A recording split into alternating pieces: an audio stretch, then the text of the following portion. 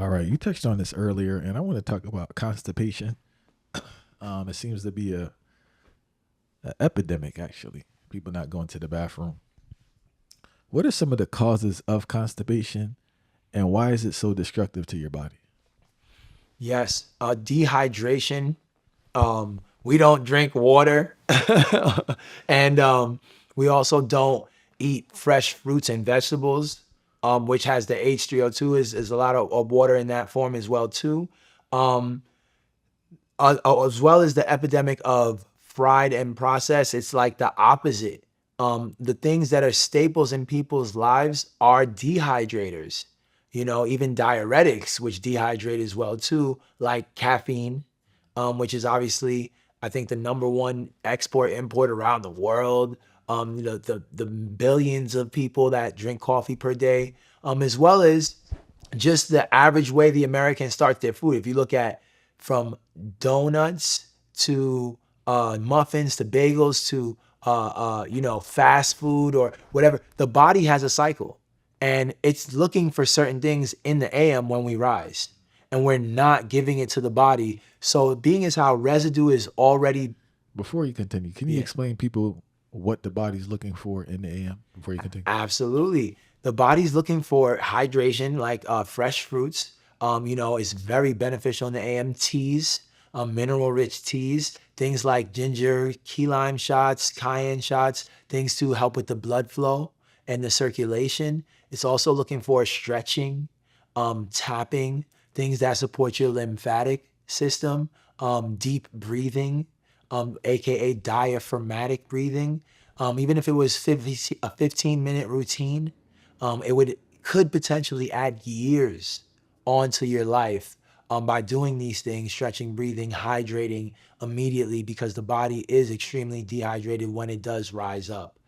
So rising with the sun and not, at 10 or 12.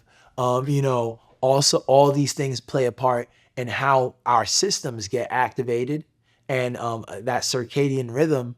Are we going to get into deep sleep and ever truly rest properly to actually rebuild and heal? It's all connected. That cycle, you're always affecting that cycle with the decisions in it. If the later you get up, the later you're going to stay up, right? So it's all connected. And yes, not doing starting your days like that, never being in nature, grounding, sun gazing as well too. These things really disconnect us from our circadian rhythm. And again, all types of systems and hormones and stress chemicals can get, next thing you know, anxiety, constipation, mental health, all on the fritz for the average, American out here, compared to how the standards of living used to be for us.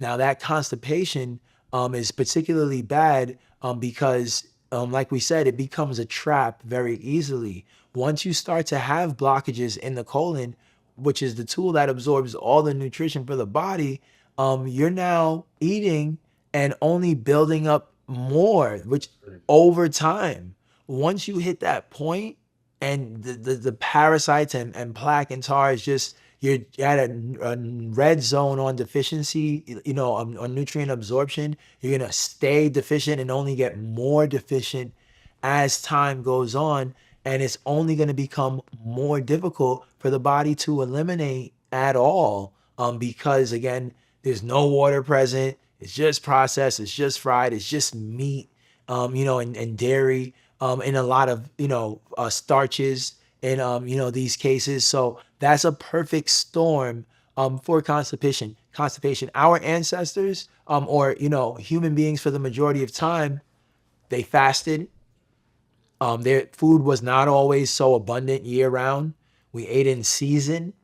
There was a lot of things that were different than what the average person has been doing for the last 50 to 70 or so years, since the Industrial Revolution, and now things can be so easily accessible. It really changed everything, and now people don't even have a relationship with cleansing at all, which spring cleaning isn't just for the house, okay? The colon needs a break. Your digestive, we're not supposed to cook 365 days a year.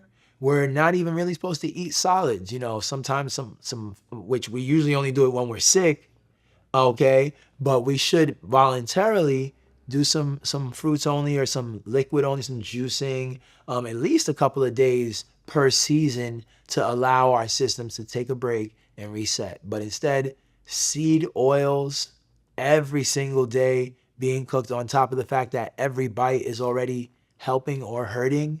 And most people are on the hurting side.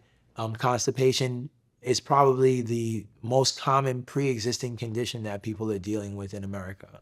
Any more tips for people out there struggling with constipation? Absolutely. Of course, sea moss is my go-to guy. See what? Sea moss is my guy. Um, so good for the colon. So good, which is why we brought it up earlier. Mucoid plaque, it helps break it down. We also brought up ginger, cayenne, key lime shots. Very good for the colon. But Cascata sagrada, aka sacred bark, senna leaf, many people know, as well as wormwood, as well as Cania fistula, a less known herb for the colon, bitterwood, which is also known as quassia or ombra grande.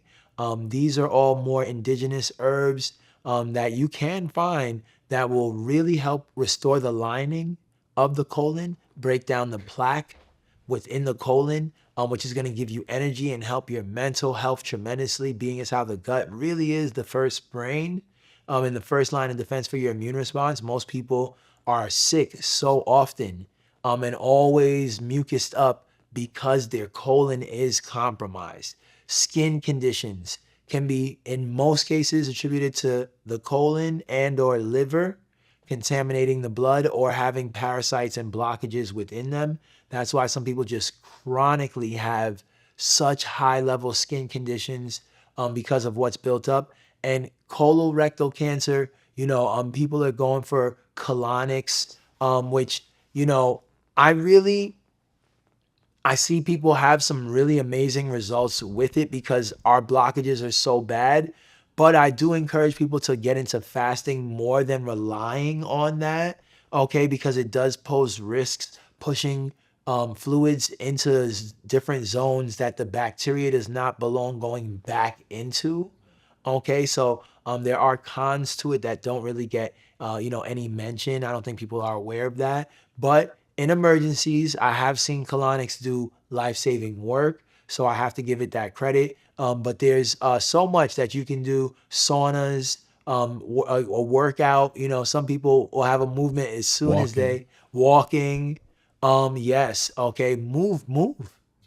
Sedentary disease, we're sitting way too much. All these things impact. You can also get something called like the squatty potty, which is going to raise your feet up when you're sitting on the toilet, so that way your colon isn't as impacted and there's not as much pressure on it to allow for a more proper bowel movement, because we used to squat on the ground before we got all bougie out here with our toilets. But seriously, these things will make tremendous difference in the health of your colon, which will affect really the whole body overall over time.